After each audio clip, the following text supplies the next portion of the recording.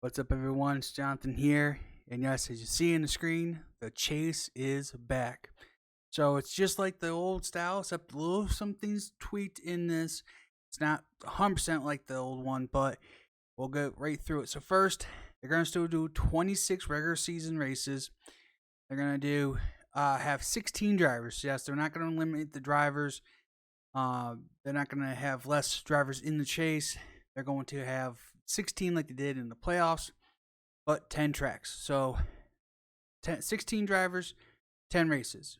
Whoever has the most points at the end wins the championship. That's it. As you go through, the winner of each race will gain 55 points. Previously it was 40 points. They're going to increase the person who wins 55 points. There is no more win in, you're in. Thank God. We're done with that. No more win, you're in. It's just race, and that's it. If you are 30th in points, you don't get a luck bank. You don't win Daytona, Talladega, or Atlanta, or some other track. I'm sorry, SVG fans. He's going to have to try to win on merit alone and just be good at other racetracks. He's just not going to win every road course and get him locked into what was the playoffs, now the chase. But now, if you do win, you get 55 points. And second place will get 39 and 38 and so forth. So basically from 39th on back, it's 1 point increments like they usually do. If you're the winner, you get a maximum of 55 points. Once the playoffs, that's going to be hard to get over. Once the chase starts, this is how the seeding works. If you are first, you will get 2,100 points. So the points leader enters the chase, earns 25 points and advantage over second. So increments will be then cut down from each will go 10. So basically 25 points and then 10 points. And each after that will get 5 point increments down to 16th who have 2,000 points. Now you're looking at that. You're going 16 to first. You have to gap 100 points. Is that possible in 10 races? Possible? Yes. Likely? Maybe not, right? Because you got to think about a person who's been 16th in points for the whole regular season. They're not all magically just going to get. Let's rephrase that. Most likely, they're not going to get on a winning spree and go and win a championship. Now, if Tony Stewart did that, and of course that was only good enough to tie, and tiebreakers are most wins. I'm assuming that's how that's going to happen again.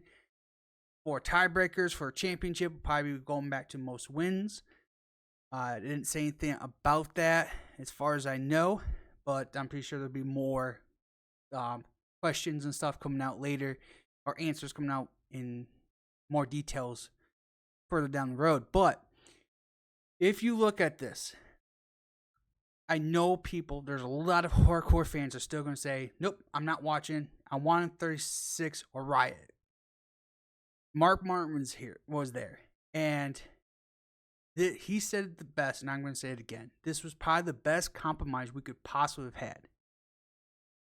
And he said there also at the end of the press conference there that there's more to this than just switching a format. There's contracts involved. There's sponsors are attached sometimes to what the format is.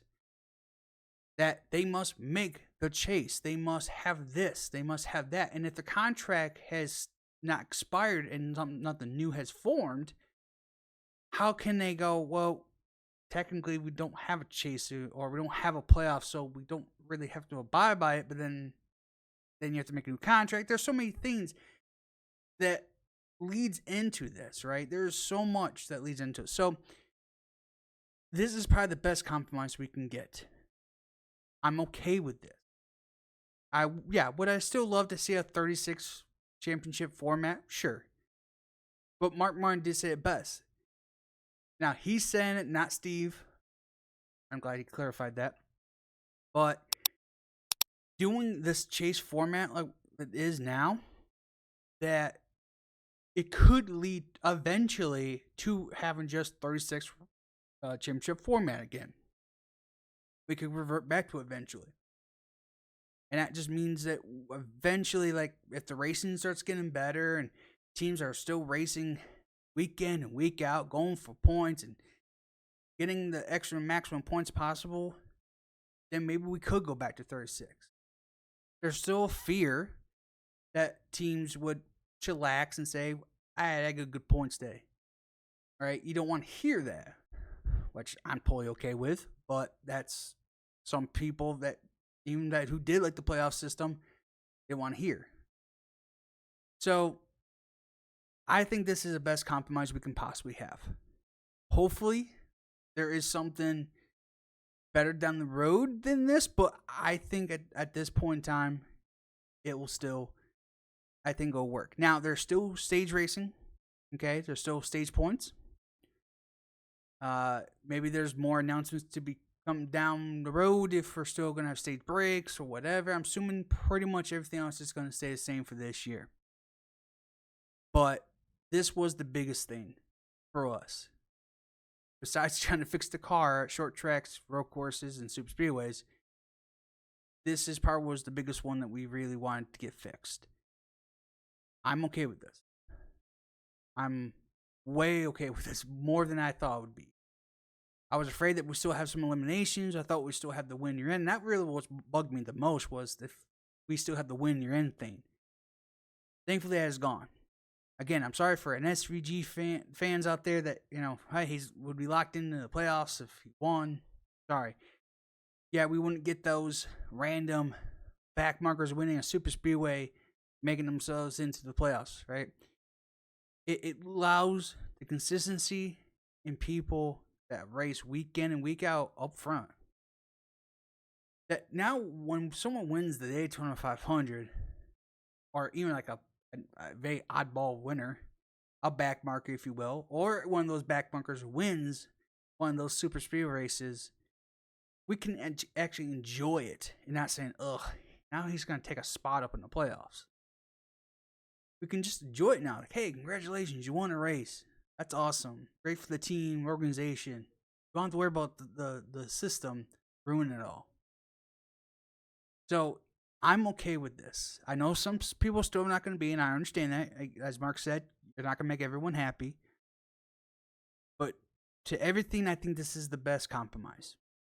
So hopefully we'll work with this. And obviously the teams right now, they see this format. The organizations are going, okay, what can we do to maximize the best points day? What can we do with the stage points? I think the stage points, as far as I know, they didn't even mention that, but I think they're still the same. Like 10 points for each stage. So if you go out win both stages in the race, you can get a maximum of, I'm trying to do this in my head, I think 75 points. If I did that right. You have 10, 10s, 20s, 50, so 75 points. You can maximize it the whole day. That's a pretty good day. If you could do that. Now, mile and a half races, you probably could do that. Just the way how the stage racing works. Road courses will be a little different. Your maximized points day would be more or less trying to get stages. So that doesn't change the fact of that. What really limits everything is just not having that, okay, that person wins, they lock themselves in. And so that I'm okay with. So this is actually, again, a good compromise. So we'll see. Let me know in the comments below what you think about this new format. Do you like it, hate it, indiffer, whatever? I just want to watch racing. Let me know in the comments below. Thanks for watching. If you want to get the latest NASCAR news, consider subscribing to this channel. Thanks for watching. Hope to see you for the next one.